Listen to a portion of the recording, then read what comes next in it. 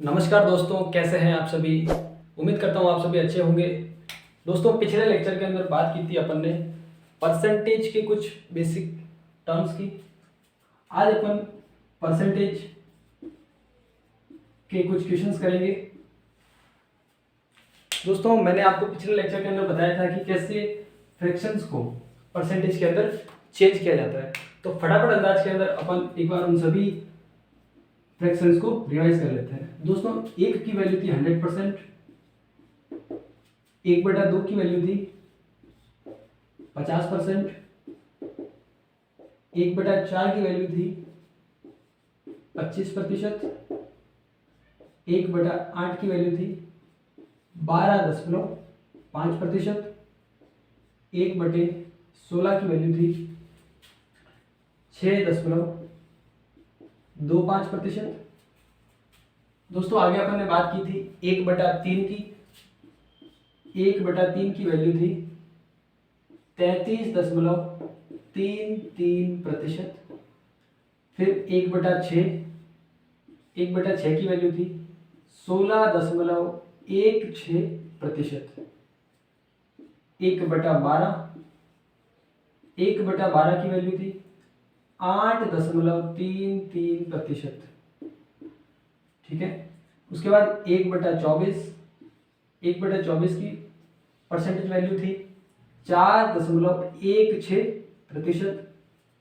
उसके बाद अपन ने बात की थी 1/5 की। 1/5 की प्रतिशत वैल्यू थी 20%। 1/10, 1/10 की प्रतिशत वैल्यू थी 10%। 1/20, 1/20 की प्रतिशत वैल्यू थी 5%। इसी प्रकार दोस्तों 3-4 फ्रैक्शंस वैल्यू अपन ने कुछ अजब गजब सीखी थी। अजब गजब जो थी 1/7, 1/7 की थी 14.28%। फिर थी 1/9, 11.11%। 1/11, 9.09%। दोस्तों, ये सारी फ्रैक्शन वैल्यूज़ जो अपन ने सीखी थी, आज हम इन्हीं फ्रैक्शन वैल्यूज़ का यूज़ करके कुछ प्रश्न करेंगे। चलिए दोस्तों, अब करते हैं अपन प्रश्न। पहला प्रश्न है 87.5% ऑफ 832, 87.5% ऑफ 832। दोस्तों, आपको पता होगा, आपने बोर्ड मास के अंदर पढ़ा होगा। बोर्ड मास, ये सिंप्लीफिकेशन का एक टॉपिक है। बोर्ड मास, उसके अंदर ये जो ओ होता है, इसका मतलब होता है ऑफ, और ऑफ का मतलब होता है गुणा। तो ऑफ को जब हटाएंगे दोस्तों, तो इसकी जगह क्या आएगा? गुणा। यहां आएगा 87.5% ऑफ की जगह क्या लगाएंगे? गुणा 832। 832। अब दोस्तों, अगर अपन 87.5% को देखें तो ये एक बहुत बड़ी प्रतिशत वैल्यू है। तो इसको अपन फ्रैक्शन के अंदर चेंज करें तो कैसे करेंगे? दोस्तों, अपन ने पढ़ा था कि 12.5% की वैल्यू होती है, 12.5% की फ्रैक्शन वैल्यू होती है 1/8। अगर आप इसको ध्यान से देखें तो अगर मैं 12.5 को 7 से गुणा कर दूं तो 12 सत्ते कितने हो गए? 84। प्लस आधे को मैं 7 से गुणा करूं तो कितने हो गए? 3.5। तो 84 और 3.5 कितने हो गए? 87.5। यानी कि अगर मैं इधर भी 1/8 को गुणा कर लूं 7 से तो ये कितना हो जाएगा? 7/8। यानी कि मैं कह सकता हूं कि 87.5% की वैल्यू कितनी होगी? 7/8। 12.5% का 7 गुना ही 87.5% है। तो मैं इसे क्या लिखूंगा? 7/8। अब बोलोगे हाँ जी सर, 7/8 मल्टीप्लाई 832। अब देखो, काट लेते हैं। 8 × 80 और 8 × 32, तो 7 मल्टीप्लाई 104।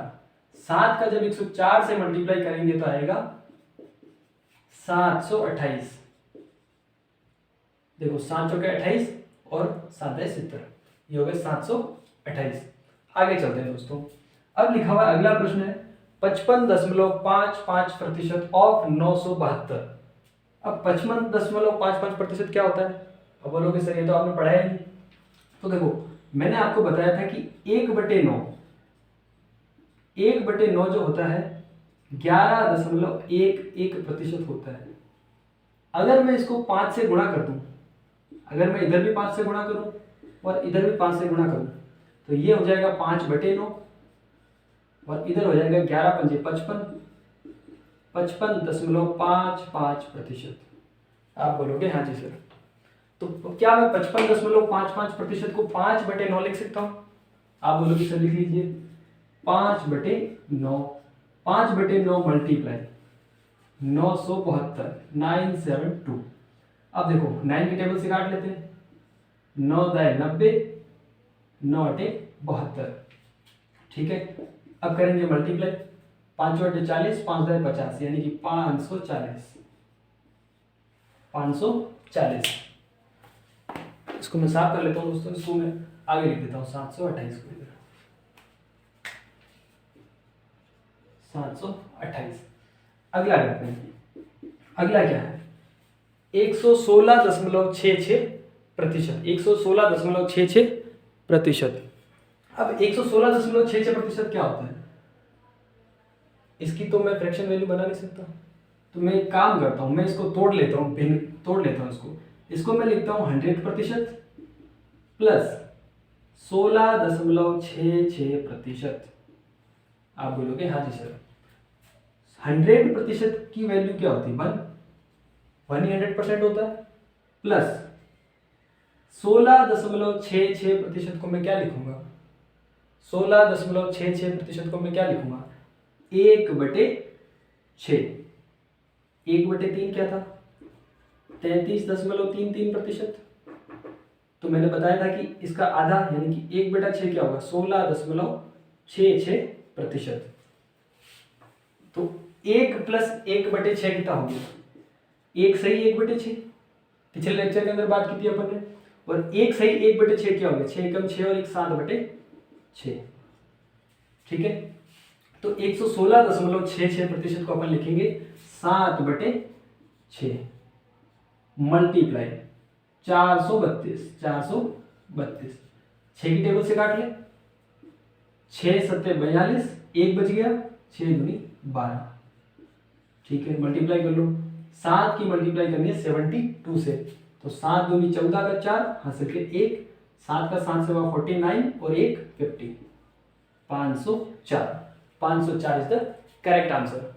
अगला करते हैं, अगला क्या है? चौथा प्रश्न, 12.5% ऑफ 720 प्लस 14.28% ऑफ 6300। बहुत ही आसान प्रश्न है। अपन ने पढ़ा कि 12.5% की फ्रैक्शन वैल्यू क्या होती है? 12.5% की फ्रैक्शन वैल्यू क्या होती है? 1/8। आप उड़ते हुए बोलोगे 1/8। ऑफ का मतलब होता है मल्टीप्लाई, ऑफ का मतलब क्या होता है? Multiply 720 plus 14.28%। 14.28% क्या होता है? 1/7 मल्टीप्लाई 6300। काट लेते टेबल से, 8 9 72, पीछे 0। 7 की टेबल से काटे, 7 9 63, पीछे 00। तो यहाँ बच गया 90, यहाँ बच गया 900, तो ये हो गया 90 प्लस 900। तो क्या आंसर आएगा? 990। ठीक है दोस्तों, आगे चलते हैं। आगे है 6.25% of 2240 plus 12.5% of 5440 plus 14.28% of 2940। इसको कैसे सॉल्व करेंगे? इसको कैसे सॉल्व करेंगे अपन दोस्तों? 6.25% की फ्रैक्शन वैल्यू क्या होती है? मैंने आपको बताया था कि 1/8 जो होता है 12.5% होता है। 1/8 क्या होता है? 12.5%। तो 12.5% का आधा ही तो है 6.25%। तो इसका मतलब 1/8 का आधा भी कितना हो गया, 1/16, 1/16। तो मैं 6.25% की जगह लिखूंगा 1/16 मल्टीप्लाई 2240, 2240 प्लस 12.5%, 1/8, कोई परेशानी नहीं, मल्टीप्लाई 5440, 5440 प्लस 14.28%, अभी अपन ने किया था, इसकी फ्रैक्शन वैल्यू होती है 1/7 मल्टीप्लाई 2940, 2940। इसको दोस्तों अपन ऊपर करते हैं, थोड़ा सा ऊपर वाले को मैं साफ कर लेता हूं।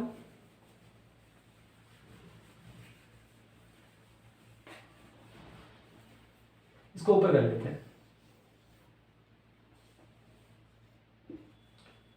क्या था, वापस लिख देता हूं उसको, 1/16 multiply 2240 plus 1/8 multiply 5440 plus 1/7 multiply 2940।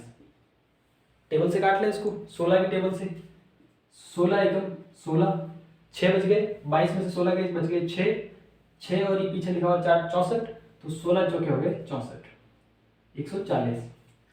8 की टेबल से काटे, 8 छंग 48, 8 छंग 48, 54 में से 48 गए, कितने बच गए 4, 54 में से 48 गए, कितने बच गए 6 बचते, पीछे है 4, तो 8 8 64 और पीछे बच गया 0। 7 की टेबल से अगर इसको काटे हम, तो 7 चौके 28, 1 बच गया, 7 दूनी 14 और ये पीछे 0, 140 प्लस 680 प्लस 420, 420। तो आप डायरेक्ट जोड़ सकते हैं, 600 और 400 1000, 80 और 20 हो गए 100, तो 1000 और 100 हो गए 1100, 1200 और 40, 1240 is the correct answer, 1040 is the correct answer. इसके बाद दोस्तों अपन करेंगे कुछ लैंग्वेज वाले क्वेश्चंस। इसको मैं कर देता हूं साफ, अब करेंगे अपन कुछ लैंग्वेज वाले क्वेश्चंस। करते हैं दोस्तों। अगला प्रश्न है, यदि ए की आय बी की आय से 25% अधिक है तो ए की आय बी की आय से कितने प्रतिशत कम है। तो दोस्तों दो लोगों की बात की गई है इसके अंदर, एक तो है ए, दो लोगों की बात की गई है, एक तो है ए और दूसरा है बी, ए और बी। और हमें कहा गया कि यदि ए की इनकम बी की इनकम से 25% अधिक है, 25% अधिक है, 25% का मतलब क्या होता है, 25% का मतलब क्या होता है, 1/4, 1/4 ही तो होता है 25% का मतलब। कैसे, 25% हटाया बटे में 100, 25 एकम 25, 25 चौके 100, 1/4। आप बोलोगे हाँ जी सर। अब ये कह रहा है कि 25% अधिक है, अधिक होने का मतलब प्लस 1/4, यानी कि ए की इनकम बी की इनकम से 25% अधिक है, यानी ए की इनकम यदि 4 है, ये ए की इनकम है, यदि ए की इनकम 4 है तो बी की इनकम 4 से 1 ज्यादा है। समझे आप बात को, कि ए की इनकम बी की इनकम से ज्यादा है, 25% अधिक है। अच्छा, ए की आय बी की आय से 25% अधिक है, तो हम बोलेंगे ए की इनकम बी की इनकम से 25% अधिक है। ए की इनकम बी की इनकम से, किसकी इनकम से, बी की इनकम से, यानी कि नीचे जो लिखा हुआ है वो बी की इनकम है। बी की इनकम अगर 4 है तो ए की इनकम 4 से 1 ज्यादा है। 4 से 1 ज्यादा कितनी है, 5। आप बोलोगे हाँ जी सर, 4 से 1 ज्यादा कितनी होगी, 5। तो बी की आय ए की आय से कितने प्रतिशत कम है। देखो बी की इनकम कम दिख रही है, ए से कितनी कम है, 1 कम है। किससे कम है, ए से कम है ना, तो ए को अपन बेस बनाएंगे, ए कितने कम आ रहा है, 5, 1/5 कम है तो अपन माइनस का साइन यूज कर सकते हैं। 1/5, और 1/5 की प्रतिशत वैल्यू होती है 20%। 20%, यानी कि बी की इनकम ए से 20% कम है, जबकि बी ए की इनकम बी से 25% अधिक है। यह है क्वेश्चन की लैंग्वेज। तो इसका करेक्ट आंसर हो गया 20%। कितना हो गया? 20%। अगला प्रश्न करते हैं। अगला प्रश्न दोस्तों, अगला प्रश्न है, यदि ए की आय बी की आय से 40% कम है। आप देखते ही बोलोगे कि सर इनकम किसकी कम है? ए की इनकम कम है, किससे? बी से। तो बी की आय ए की आय से कितने प्रतिशत अधिक है? कितने प्रतिशत अधिक है? दो लोग हैं, एक तो है ए, दूसरा है बी। ठीक है, अब बात की है उसने 40% की, 40% की, और 40% की फ्रैक्शन वैल्यू क्या होती है? मैंने आपको सिखाया था 20% की फ्रैक्शन वैल्यू होती है 1/5। तो 20 का दुगुना ही तो है 40%। 20 दूनी 40 ही तो होता है। तो इसका भी दुगुना क्या होगा? इसको भी अगर मैं 2 से गुणा करूं तो क्या हो जाएगा? 2/5। आप बोलोगे हाँ जी सर, आप बोलोगे हाँ जी सर 2/5। क्या है प्रश्न? यदि ए की इनकम बी से 40% कम है तो साइन किसका आएगा? माइनस का। यानी कि अगर बी की इनकम 5 है तो ए की इनकम 2 कम है बी से। यदि बी की इनकम 5 है तो ए की इनकम कितनी है? 2 कम है। 2 कम होने का मतलब कितना हो गया? 5 में से 2 गए 3। ठीक है, आगे चलते हैं। बी की आय ए की आय से कितने प्रतिशत अधिक है? साफ दिख रहा है, बी की आय अधिक है। बी की आय अधिक है, कितने अधिक है? आप बोलोगे सर 2 पॉइंट अधिक है। 2 अधिक है, किससे अधिक है? ए से अधिक है। तो बेस किसको बनाएंगे? ए को। तो कितनी अधिक हो गई? 2/3। और 2/3 की प्रतिशत वैल्यू क्या होती है? 2/3 की प्रतिशत वैल्यू क्या होती है? मैंने आपको सिखाया था 1/3 की प्रतिशत वैल्यू होती है 3.33%। तो 2/3 की प्रतिशत वैल्यू क्या होगी? 2 से गुणा ही तो किया है इसको, 2/3। 2/3 की इसको भी 2 से गुणा कर ले तो हो जाएगी 66.66%। आप बोलोगे हाँ जी सर। तो करेक्ट आंसर इज 66.66%।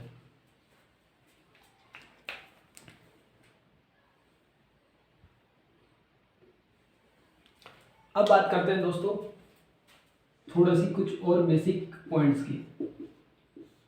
अब दोस्तों प्रतिशत के ऊपर इनकम वाले सवाल पूछ लिए जाते हैं, इनकम और एक्सपेंडिचर वाले, यानी आय, खर्च और बचत वाले सवाल, कि आपकी इनकम कितनी है, कितना आपने खर्चा किया और कितने आपने बचाए। तो आप दोस्तों आप कह सकते हैं कि जो इनकम होती है, जो आय होती है, वो खर्च प्लस बचत के रूप में होती है। कि मैं अगर मेरी इनकम को दर्शाऊंगा तो कैसे दर्शाऊंगा? कि मेरी जो इनकम है, जितना खर्चा हो गया और जितने मैंने बचाए वही तो मेरी इनकम है। इसके अलावा तो मैं क्या करूंगा? या तो खर्च करूंगा या मैं बचाऊंगा। इंग्लिश के अंदर इसको अगर लिखें तो income equal expenditure plus saving. ठीक है, आप इस कॉन्सेप्ट को याद रख सकते हैं, income equal expenditure plus saving, आय बराबर खर्च प्लस बचत। अब इस पे बेस्ड कुछ प्रश्न करते हैं। अगला प्रश्न है दोस्तों, अभिषेक अपनी आय का 40% खर्च करता है। उसकी आय में 15% की वृद्धि होती है और उसके व्यय का मतलब होता है खर्चा, उसके खर्चे में भी 15% की वृद्धि होती है। उसकी बचत में प्रतिशत परिवर्तन ज्ञात कीजिए। प्रतिशत परिवर्तन ज्ञात करना है। दोस्तों अभी मैंने बताया था आपको, जो इनकम होती है वो होती है एक्सपेंडिचर प्लस सेविंग की। एक्सपेंडिचर प्लस सेविंग का मतलब क्या? आय जो होती है खर्च प्लस बचत के बराबर होती है। दोस्तों अपनी आय का 40% वो खर्च करता है। 40% की फ्रैक्शन वैल्यू क्या होती है? 40% की फ्रैक्शन वैल्यू क्या होती है? 2/5। कैसे? 20% की फ्रैक्शन वैल्यू क्या थी? 1/5। तो 20 का दोगुना ही तो है 40%, दुगुना है तो इधर भी 2 गुना हो गया, 2/5, यानी कि 40% की फ्रैक्शन वैल्यू हो गई 2/5। अब प्रश्न कह रहा है कि अभिषेक अपनी इनकम का 40% खर्च कर देता है, यानी कि अगर उसकी इनकम 5 है तो उस 5 में से 2 रुपए तो उसने खर्च कर दिए। यदि उसकी इनकम 5 है, कितनी है? 5, तो उसने खर्चा कितना कर दिया? 2 का। तब आप अपने बेसिक नॉलेज से आप बता सकते हैं कि सर 5 रुपये इनकम है, 2 रुपये उसने खर्चा कर दिया, तो बचत कितनी होगी? 3 रुपये की। आप बोलोगे हाँ जी सर, यही तो है, 5 = 2 + 3। 5 रुपये की इनकम थी, 2 रुपये खर्चा हो गया, तो 3 रुपये बच गए। अब ये प्रश्न आ गया, उसकी आय में 15% की वृद्धि होती है, इनकम उसका प्रमोशन हो गया, 15% उसकी इनकम बढ़ गई। तो मैं एक काम करता हूँ, इसको 15% से गुणा कर लेता हूँ, और उसके व्यय में भी 15% की वृद्धि होती है। खर्चा भी उसका 15% बढ़ गया, अब सैलरी बढ़ गई तो शौक बढ़ गए, खर्चा बढ़ गया।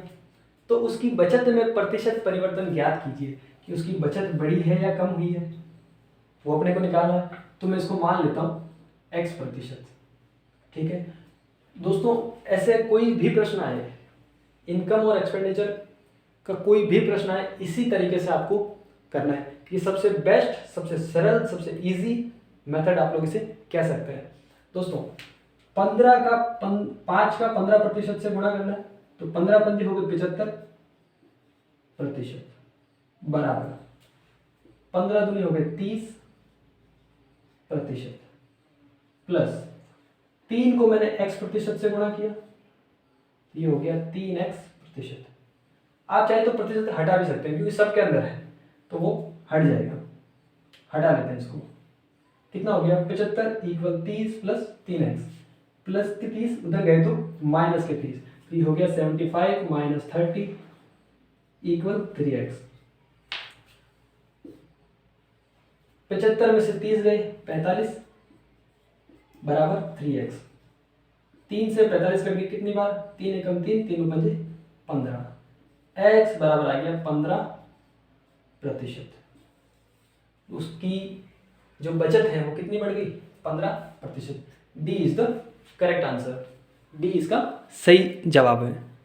अगला प्रश्न दोस्तों, अगला है, अंजलि अपनी आय का 62.5% खर्च करती है। 62.5% खर्च करती है। उसकी आय में 10% की वृद्धि होती है और उसके व्यय में भी 7% की वृद्धि होती है। उसकी बचत में प्रतिशत परिवर्तन ज्ञात कीजिए। तो अपना वही बेसिक मेथड जो है इनकम वाले सवाल का, इनकम = एक्सपेंडिचर प्लस सेविंग। दोस्तों ये सूत्र आप लोग आसानी से याद रख सकते हैं, लेकिन सिर्फ इस सूत्र से कोई काम नहीं बनने वाला। आपको जो प्रतिशत वैल्यू दी जा रही है उसको आपको फ्रैक्शन के अंदर कन्वर्ट करना आना चाहिए। अंजलि अपनी आय का 62.5% खर्च करती है।